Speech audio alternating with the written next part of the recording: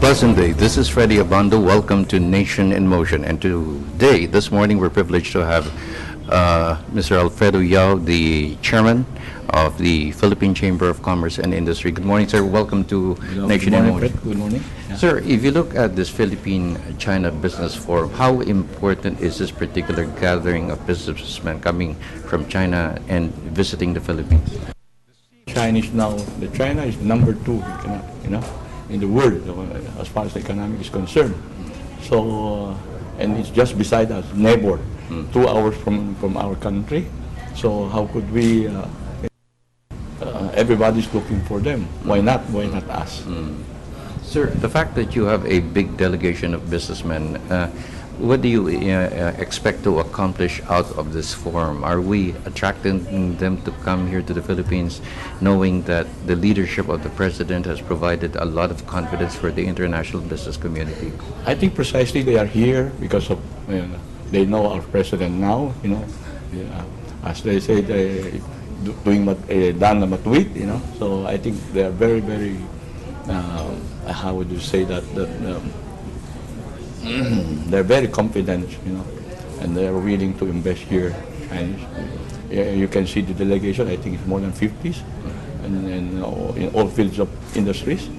So, coming from me, let's welcome them. Let's welcome them. Sir, looking at what sort of investments do you think would they be interested in? Oh, they have a lot of. Well, mining is one of them, of course. Some infrastructure, hotels, and tourism side, some manufacturing. I think we have to grab the manufacturing side. Nowadays, they're running out of labor, of course, and the labor now is more expensive now in China than here. So we should take that opportunity and welcome back the manufacturing, more permanent. It's more permanent, and China has been a neighbor, a friendly neighbor for so long, for so long.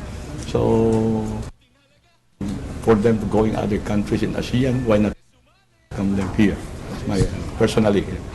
Sir, you spoke about manufacturing. This is one particular sector of our economy that has not been doing very well in the past. Do you see more Chinese companies looking at labor costs which are cheaper, and at the same time Filipino workers are highly skilled? Yeah, I agree with you. More if you go in Cambodia or Myanmar, the labor cheaper than us. But look at the quality of the people there. But we have it. You don't get people overnight. We have that. So why not take that opportunity, as I said?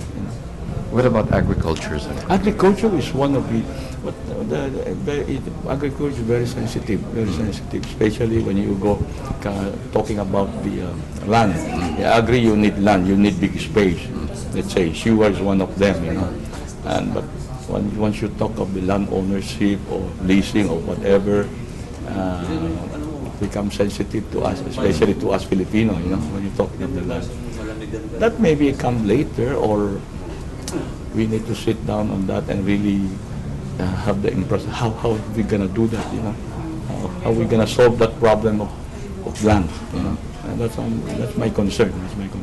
Sir, for now it's Japan and Australia and maybe the Middle East, which is the biggest market for our fruits. But if you look at the population of China, and it has a big population, and our export of fruits has been increasing over the past several years. Yeah, right now what we are exporting is only banana and a few of mango. The problem with our agri is, especially on the fruit, is mostly shelf life. Unlike other food coming from other places, you can stay there for months, and our fruit mostly is just for weeks. So that's a problem. But still, we have that big market of fruits in China, especially our banana now. But we have to look for more, not only relying on mango and banana, and maybe pineapple. I don't know. Okay. Like what kind of agricultural products, sir? What about fish? Yeah, fish is one of them. Why not? Maybe if not fresh fish, even canned fish. Maybe, yeah. Why not? Sir, since you own Cesta Air, and you talk about a tourism boom which has happened over the past 2 years, how do you see the future of Chinese tourists coming to the Philippines? Oh, I think 2 years ago, I have the 2 years ago record. A little less than 50 million of Chinese travel out of the country. As I said, we just 2.5 hours from the boundary of China. We are why not welcome them? I think gradually, like us, we are flying direct to the resorts like the Calibo or Cebu, or Palawan. Palawan not yet. We don't have the yet. But Calibo and Cebu, we are flying so much. Do you see the Chinese as the number one tourists in flight? It's the Korean. I'm looking forward to that. What do they see with our destinations?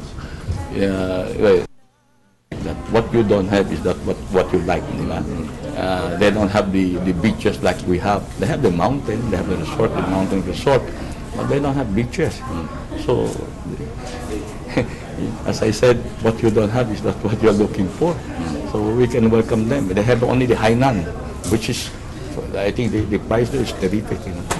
Sure, just one final question. Despite the issue about claims over the Scarborough and the Spratlys, do you see that our bilateral relations will continue to improve with the leadership of the President setting the tone for that? I think so, and I hope so. I worked for so many decades or so many hundreds of years, and this is the first time that we're touching on that Spratly. So, personally, we have a claim, they have a. But look at the economic side of it. What can we do? What can we do? What can we? We might as well grab the opportunity. A giant country just beside us. Special on tourism. Thank you, Ambassador. You're welcome. You're welcome. Ambassador Alfredo Yao, who is the chairman of the Philippine Chamber of Commerce and Industry. This is Freddie Abando for Nation in Motion.